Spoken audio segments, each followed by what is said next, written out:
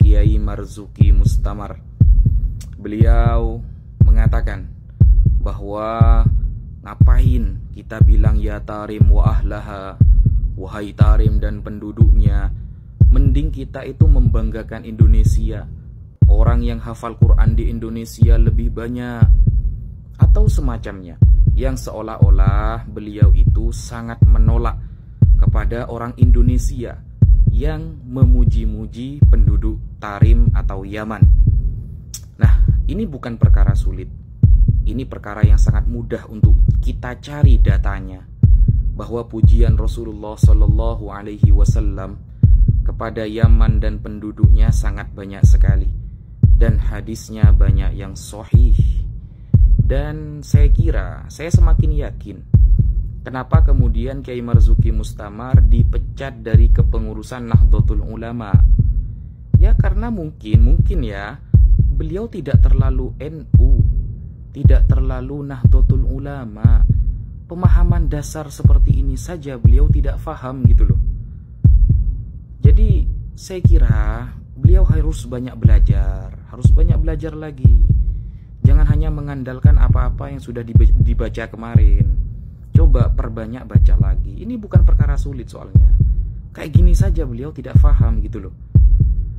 Pertama, kita sebutkan di dalam kitab Bughyatul Mustarsyidin, kitab yang mu'tabar, dipakai di pesantren-pesantren besar, dan bahkan ulama Nahdlatul Ulama, ulama-ulama NU banyak yang menggunakan kitab Bughyah. Di dalam kitab Bughyah diterangkan secara tegas, Hadramaut mikhlafun min makhalifil Yaman al-asfal, wal mikhlaf al-qit'ah min al-iklim mushtamilah ala buldan wa mudun wa qura kathirah masyhurah bil khairi was salah wa a'zamu madaniha Tarim wa Shibam. Jadi Hadramaut adalah salah satu wilayah dari wilayah-wilayah negara Yaman bagian bawah.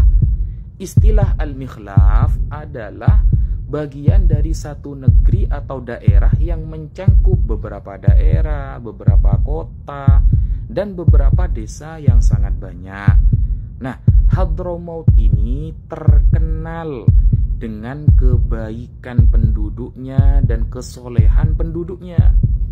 Nah, wa a'zamu madaniha, kota terbesarnya adalah Tarim wa Shibam. Nah, ini keterangan di dalam kitab Bughyatul Mustarsyidin, kitab yang dipakai, yang dikaji banyak ulama dari kalangan NU, bahkan pesantren-pesantren besar, bahkan dalam bahthul masail antar pesantren sejawa dan lain sebagainya. Dan pujian Rasulullah terhadap Yaman banyak sekali. Makanya wajar kalau kita itu mengagungkan Yaman, Kiai. An Abi Hurairah radhiyallahu anin Nabi sallallahu alaihi wasallam, diriwayatkan dari Abu Hurairah bahwa riwayat ini dari Rasulullah langsung, atakum ahlul Yaman hum araqu quluban wa alyanu quluban wal iman yamanun wal hikmatu yamaniyah. Riwayat Imam Bukhari, hadis sahih. Kata Rasulullah, telah datang kepada kalian penduduk Yaman. Mereka adalah orang yang paling lembut hatinya. Iman berada di Yaman, dan hikmah ada dari Yaman, dari orang-orang Yaman. Kata siapa? Kata Rasulullah Sallallahu Alaihi Wasallam di dalam hadisnya. Wajar kalau kita mengagumi orang-orang Yaman, dan bahkan hadis-hadis mengenai eskatologi, mengenai akhir zaman, Rasulullah rata-rata mengagungkan Syam dan Yaman. Sampai Rasulullah dulu mendoakan, Allahumma barik lana fi Syamina, berkahilah tanah Syam kami ya Allah, wa barik lana fi Yamanina, dan berkahilah tanah Yaman kami. Doa Rasulullah tidak akan pernah luput. Jadi kalau Rasulullah saja mendoakan kota itu, negara itu, tanah itu, dan penduduknya, maka wajar kita sebagai umat Nabi Muhammad SAW juga mengagungkannya, gitu loh. Hal seperti ini aja Kiai Marzuki Mustamar tidak faham, gitu loh. Bahkan rawa Abdul Razzaq ani bin Juraij qala balagona anna tubba'an awwalu man kasal Ka'bah. Abdul Razak meriwayatkan dari Ibnu Juraij bahwa telah sampai riwayat kepada kami bahwa Tubba' atau As'ad adalah orang yang pertama kali menutupi Ka'bah, menyelimuti, menggunakan dengan kiswah Ka'bah. Dia orang mana? Orang Yaman. Bahkan Rasulullah melarang kita untuk mencaci dia karena dia telah Islam. Nah, pujian Rasulullah kepada penduduk Yaman banyak sekali. Bahkan an Imran bin Husain, riwayat dari Imran bin Husain radhiyallahu an, ata ahlul Yaman Rasulullah sallallahu alaihi wasallam. Suatu ketika ada penduduk Yaman datang kepada Rasulullah. Faqalu, mereka berkata, ji'naka linatafaqquh fid din wa linas'alaka an awwali hadzal amr ma kana. Suatu saat penduduk Yaman datang kepada Rasulullah belajar agama kepada Nabi dan bertanya tentang awal penciptaan semua ini, tentang Allah pertama kali. Maka Rasulullah mengatakan, kanallah wa lam yakun syai'un qablahu.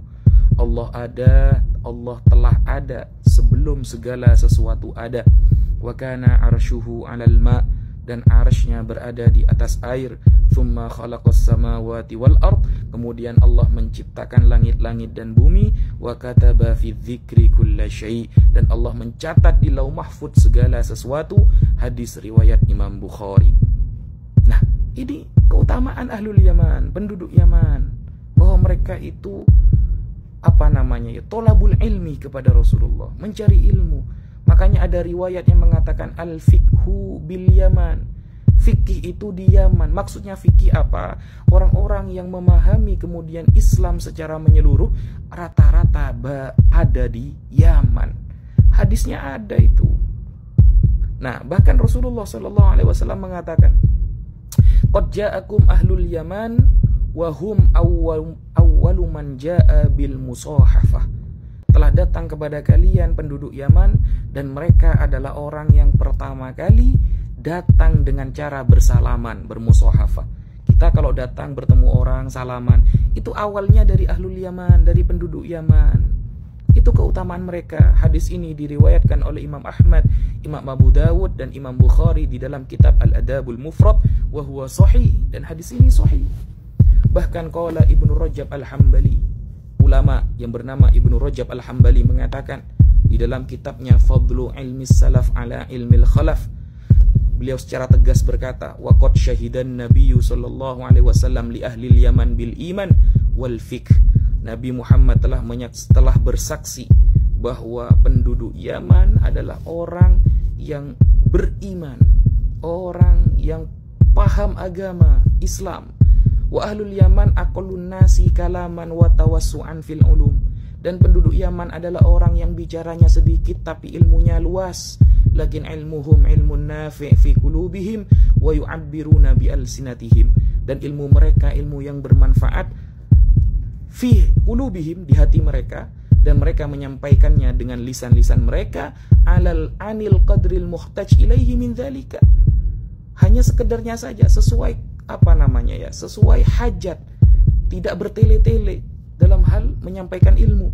Wa hadza huwal fiqhu wal ilmun nafi, dan inilah yang dimaksud dengan al-fiqhu dan ilmu yang bermanfaat. Kata Imam Ibnu Rajab Al-Hambali. Keutamaan apa? Keutamaan penduduk Yaman. Masa begini saja tidak faham, Kiai? Mungkin itu yang bisa saya sampaikan. Wassalamualaikum warahmatullahi wabarakatuh.